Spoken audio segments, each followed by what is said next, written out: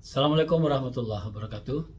Sahabat semua, kembali saya Najmuddin Abrasul menemui sahabat dengan topik hari ini adalah akrobatik elit politik menuju tahun 2029. Sahabat semua, kepemimpinan Prabowo belum cukup 2 tahun. Tapi dinamika politik hari ini sudah menunjukkan geliat yang luar biasa.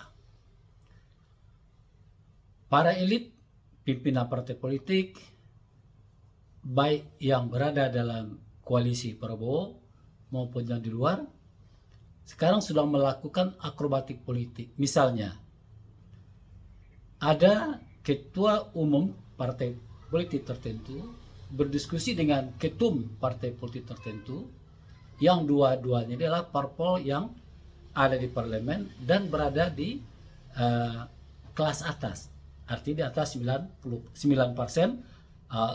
Angka threshold itu jauh tinggi ya, di atas angka parlemen threshold. Nah, pembicaraan dua tokoh atau dua elit parpol ini bicara bagaimana menghadapi 2029, terutama mencoba meningkatkan angka parliamentary threshold menjadi 8%. Kalau hari ini adalah 4%, sehingga melahirkan atau memunculkan 9 parpol di parlemen.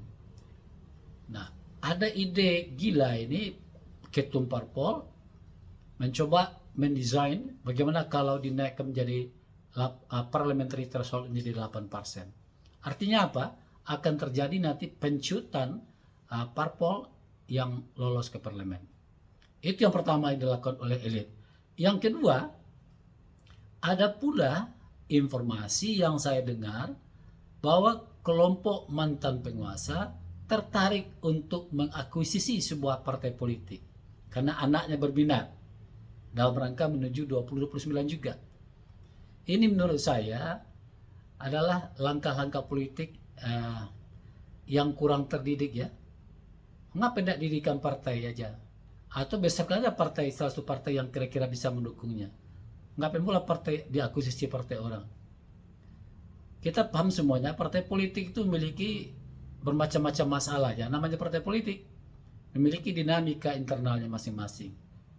Dahulu pernah ketika 2019 ya, ada orang tertentu apakah menjadi agen oleh penguasa ketika itu ingin mengakuisisi, mengambil alih kepemimpinan dari Partai Demokrat, dan itu gagal. Dan hal yang sama mungkin akan terjadi juga sekarang dilakukannya terhadap sebuah partai politik, dia akan diakuisisinya karena anaknya tertarik katanya. Itu dua hal dari akrobatik politik. Yang ketiga, apalagi yang mereka lakukan adalah mereka sekarang sudah mencoba memikirkan bagaimana mencoba power sharing, berbagi-bagi kekuasaan untuk menyusun 2029.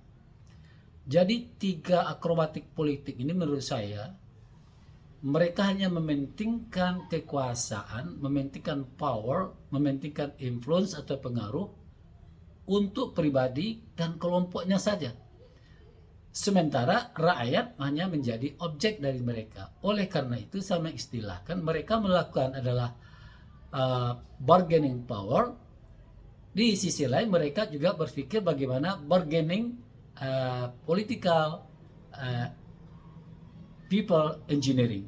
Bagaimana mereka mencoba melakukan rekayasa terhadap rakyat badarai.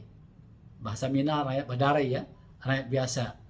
Kita tahu semuanya angka rakyat miskin Indonesia menurut angka BPS itu ada 8%, lebih kurang 23 juta.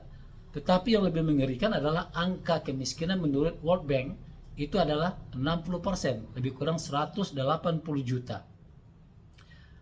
Dari akrobatik politik yang mereka lakukan adalah mereka hanya menjadikan bagaimana memanfaatkan yang 180 juta rakyat miskin ini untuk kepentingan kekuasaan politik mereka 29.